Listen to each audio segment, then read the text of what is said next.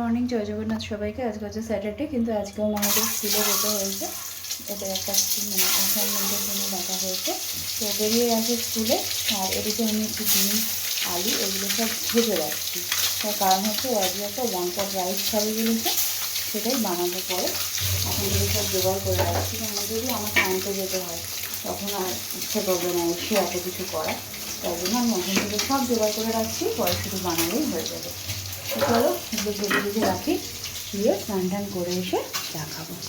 9:25 current গেছে, current আসেনি, তার মধ্যে মেঘলা করে আছে। তো যাই হোক, এর মধ্যেই বসাইটা বাজে। বাবা মারা যাওয়ার কথা ছিল, কিন্তু এই এখনও কারেন্ট আসছে না। মা বলে দূর, আমি আর যাবো না, শাড়িটাই বের করতে পারছি না। জানাটা খুলে দিই। চলো বসাই আস্তে আস্তে। এতক্ষণে কারেন্ট এলো, প্রায় 2 ঘন্টা পর। আর বাড়িতে বিরিয়ানি করা মানে না একটা মানে দক্ষ যোগ্য। তোমাদের দাদাভাই থাকলে তো ওই করে। এখন মেয়ের বায়না কী করা যাবে, হোমমেড বিরিয়ানি, তাও বাইরের জিনিসের থেকে তো ভালো বলো। সেই জন্যই এই শরীর নিয়ে সকাল থেকে অনেক কিছু রেডি করে রেখেছিলাম, ভাতটা করে রেখেছিলাম 90%। তো এই শরীর নিয়েও তাকে করে দেওয়া। তো চিকেন মাটন আজকে আনা হয়নি। এক হচ্ছে অমাবস্যা, আর চিকেন দিলে আমি খাবো না। আর মাটনটা কালকে আমাদের একটা প্ল্যানিং আছে যে মাটনের ঝোল করবো, ওই জন্য মাটনের প্রশ্নই নেই আজকে। আর যেহেতু আজকের আঁশটা আমি খাবো না, বাইরে থেকে আনা হলে, এখনও কটা অবধি বোধহয় ছিল। আর ও আনলে তো ধরো সকালেই আনতো, তখনও অমাবস্যা ছিল। তো সেই জন্য আর আনা হয়নি। ডিম দিয়ে আর আলু দিয়ে করেছি, জানি না কেমন হবে, কারণ ফার্স্ট টাইম আমি করলাম। তোমাদের দাদাভাই করে, আমি কোনোদিনও করিনি, আমি এই ফার্স্ট টাইম করলাম। দেখা যাক সবাই খেয়ে কী রিভিউ দেয়। এখন দমে বসিয়েছি, 12টা বাজলে দমটা বন্ধ করে নিচে যাব।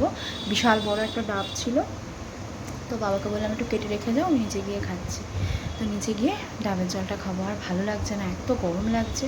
তার মধ্যে এইসব করা মানে গাদা গুচ্ছের বাসন হওয়া, সেগুলো সব মাজলাম। তার মধ্যে আগের দিন হাতে ডিমের অমলেট করতে গিয়ে এই যে ছিটে লেগে এরকম একটা অবস্থা।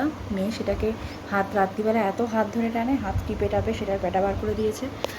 মানে চারদিক থেকে মানে বিরক্ত লাগছে, আর ভালো লাগছে না। তার মধ্যে তো এই মেঘলা আর বৃষ্টি আছে। তো চলো নিচে যাই, পরে আবার কথা হচ্ছে।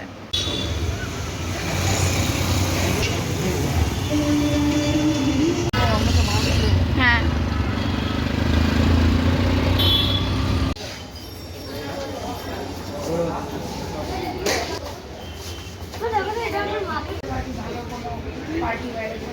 চা খাচ্ছি। কালকে অনেক তাড়াতাড়ি মানে 8:30টার মধ্যে চলে এসেছিলাম, বাট তারপরে আর কথা বলা হয়নি। অনেক কিছু কেনাকাটা হয়েছে, বাট আজকে আবার যেতে হবে। ঘুষুর জন্য একটা কিনেছিলাম স্কার্টের হাতাটা এমনভাবেই ডিজাইন করা যে প্রচণ্ড টাইট হচ্ছে। ওটা চেঞ্জ করাতে যাব, বেলার দিকে যাব। 3টের সময় বেরোবো, 4টের মধ্যে পৌঁছে যাবো।